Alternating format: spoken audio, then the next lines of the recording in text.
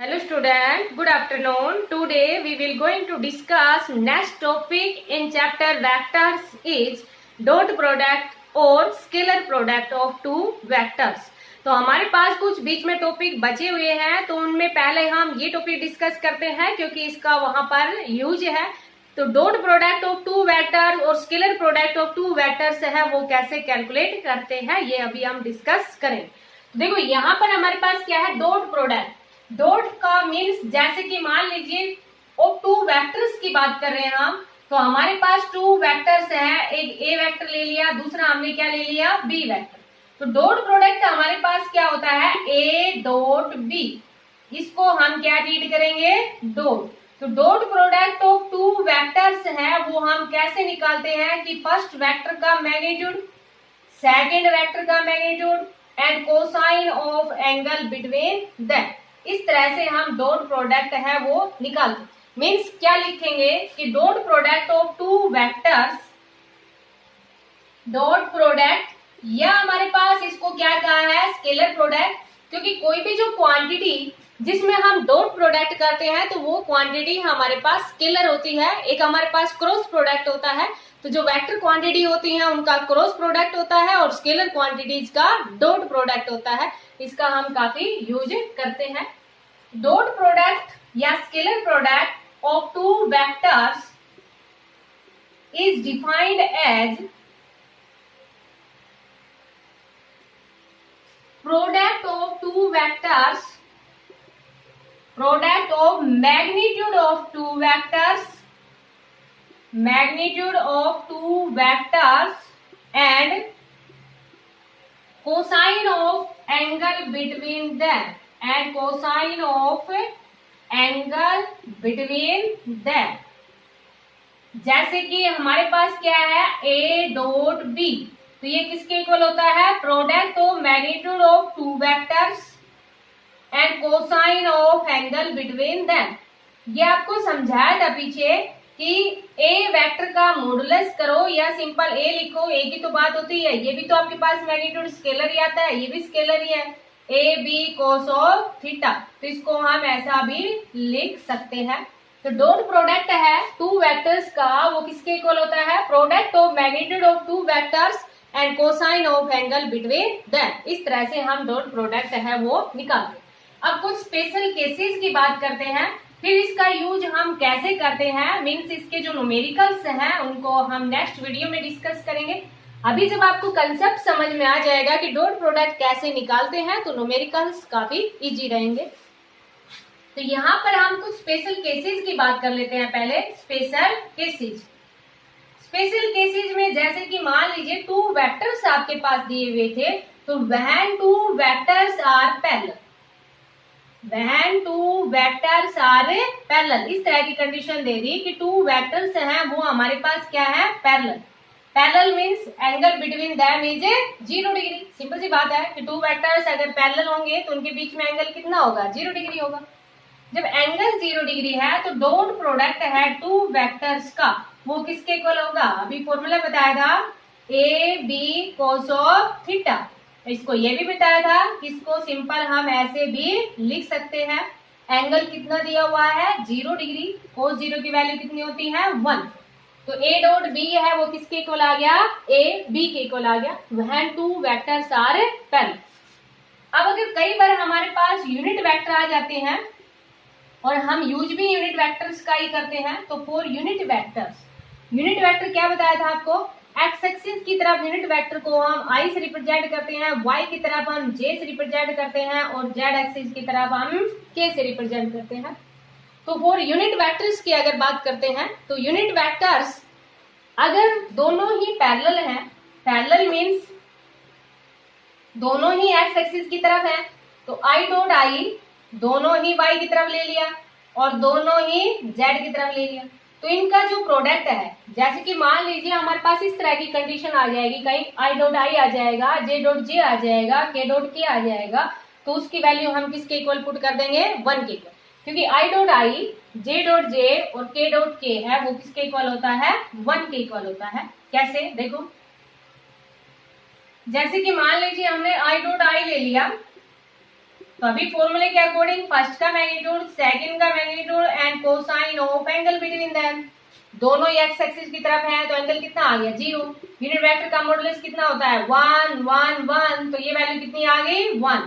Similarly J dot J 1, के dot के 1।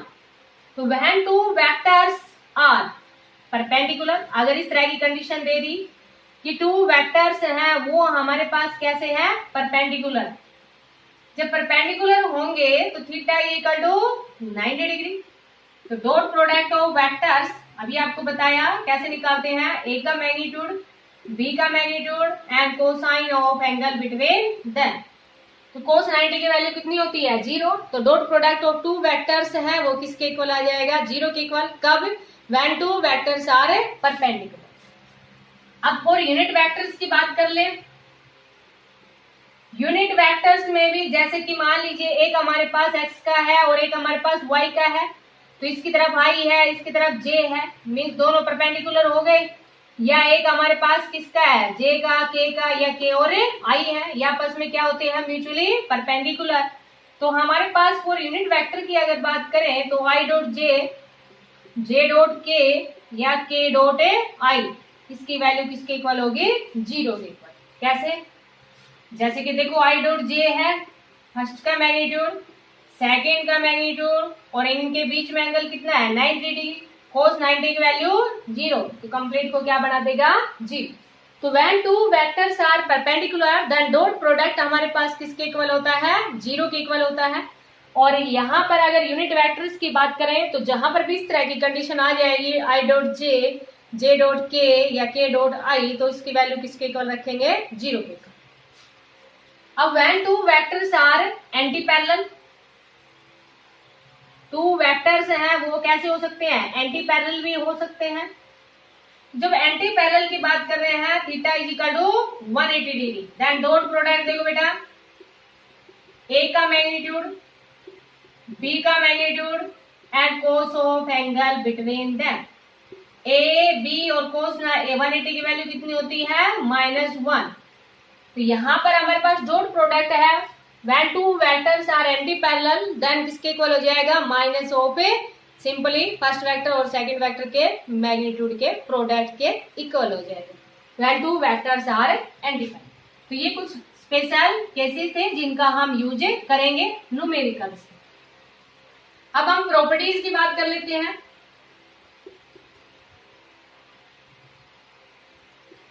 देखो प्रॉपर्टीज की अगर हम बात करते हैं तो प्रॉपर्टीज में dot product of two vectors is a commutative. जैसे कि मैथ में भी आपने पढ़ी है ये कॉमेटेटिव प्रॉपर्टीज आपने मैथ में भी पढ़ी थी। क्या पढ़ी थी कि वहां पर हम सेट की बात करते थे, यहाँ पर हम वेक्टर्स की बात कर रहे हैं। तो ए का डॉट बी के साथ करें या बी का डॉट ए के साथ करें, दोनों की वैल्यू हमारे पास क्या होती है सेम। तो dot product of two vectors is commutative. Commutative means जैसे कि टू वेक्टर्स दे देंगे, हम न्यूमेरिकल में डिस्कस करेंगे ये। तो फर्स्ट वेक्टर का मैग्नीट्यूड सेकंड के साथ करें या सेकंड का फर्स्ट के साथ करें, दोनों की वैल्यू हमारे पास क्या आएगी सेम। तो dot product of two vectors है वो कैसा होता है कॉमेटेटिव। नेक्स्ट हमारे पास प्रॉपर्टीज क्या है कि dot product of two vectors is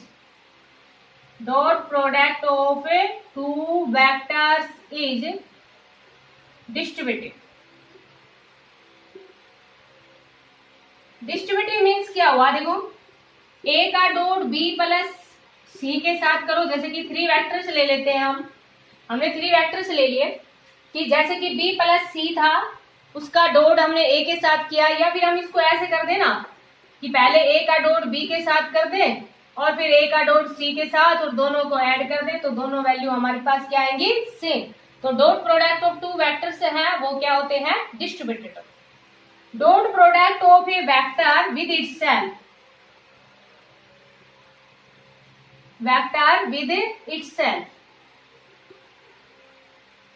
तो वो स्केयर के इक्वल होगा। कैसे, देखो जैसे डॉट प्रोडक्ट का खुद के साथ ही किया तो फॉर्मूले के अकॉर्डिंग ए और जब दोनों सेम ही है डायरेक्शन में मींस पैरेलल है, एक ही तो क्वांटिटी है, cos 0 की वैल्यू 1, ये a और ये a, तो ये dot product of vector with itself gives square of itself, means किसके इक्वल होगा, उसके ही वेक्टर के स्क्वायर के इक्वल होगा। डॉट प्रोडक्ट अगर मान लीजिए आपके पास इस तरह की कोई क्वांटिटी आ जाती है कि जैसे लैम्डा टाइम्स था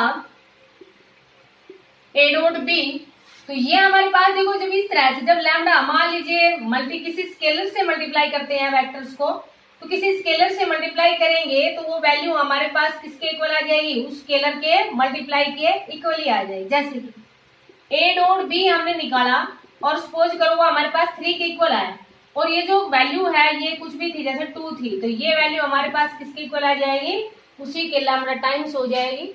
मीन्स 2 था तो कितनी हो जाएगी, 3 2 जा 6। तो ये कुछ प्रॉपर्टीज है। अब जहां पर हम डॉट प्रोडक्ट का हमने यूज किया है जिन क्वांटिटीज के अंदर, मीन्स एग्जाम्पल की बात करते हैं हम, तो वही एग्जाम्पल लेते हैं जो हम पीछे पढ़ चुके हैं। तो वर्क डन होता है ना, वर्क डन, जैसे आपने पढ़ा है work done is equal to force multiply displacement. तो देखो बेटा आपने क्या देखा था कि वर्क डन है वो कैसी क्वांटिटी है, वेक्टर ने देखा ना, वर्क डन है वो कैसी क्वांटिटी है, scalar quantity. Work done scalar, जबकि देखो फोर्स भी वेक्टर है और डिस्प्लेसमेंट भी वेक्टर है, लेकिन dot product of two vector gives a scalar quantity, इसीलिए इसको क्या कहते हैं, स्केलर प्रोडक्ट भी कहते हैं। तो W is equal to work done is equal to force multiply displacement या फोर्स डॉट ए डिस्प्लेसमेंट। ऐसे ही हमने पावर पढ़ी थी, पावर क्या होती है, F डॉट ए V, जैसे यहीं से निकाल दें ना पावर हम, W इज इक्वल टू कितना है, F डॉट S, और पावर क्या होती है, rate of doing work mean with respect to time, दोनों तरफ टाइम से डिवाइड कर दिया, टाइम से डिवाइड कर दिया तो ये पावर बन गई, और जब डिस्प्लेसमेंट को टाइम से डिवाइड करते हैं तो क्या बन जाती है, वेलोसिटी। तो पावर है वो भी हमारे पास किसके इक्वल है, F डॉट V, मीन्स यहां से ये कहेंगे पावर भी कैसी क्वांटिटी है, स्केलर क्वांटिटी। तो इनके अंदर हम इसका यूज करते हैं। एक हमारे पास मैग्नेटिक फ्लक्स है, वो अभी आपने नहीं पढ़ा है, मैग्नेटिक फ्लक्स है वो हम +2 में पढ़ेंगे कि मैग्नेटिक फ्लक्स होता है वो भी हमारे पास एक स्केलर क्वांटिटी होती है, और मैग्नेटिक फ्लक्स में हम मैग्नेटिक फील्ड और इनटू एरिया है उन दोनों का डॉट प्रोडक्ट निकालते हैं। ये आपने पढ़ रखा है कि मैग्नेटिक फील्ड को रिप्रेजेंट करते हैं B से, और A हमारे पास क्या है, area vector. Area scalar quantity होती है, लेकिन in some time in some problem it is treated as a vector, और आउटवर्ड ड्रॉन नॉर्मल वेक्टर लिखते हैं। ये हम +2 में डिस्कस करेंगे इसके बारे में। तो अभी आप 2 एग्जाम्पल है उन्हीं का ही ध्यान रखना। अब है कि dot product in Cartesian coordinate की बात कर लेते हैं। Dot product in Cartesian coordinate,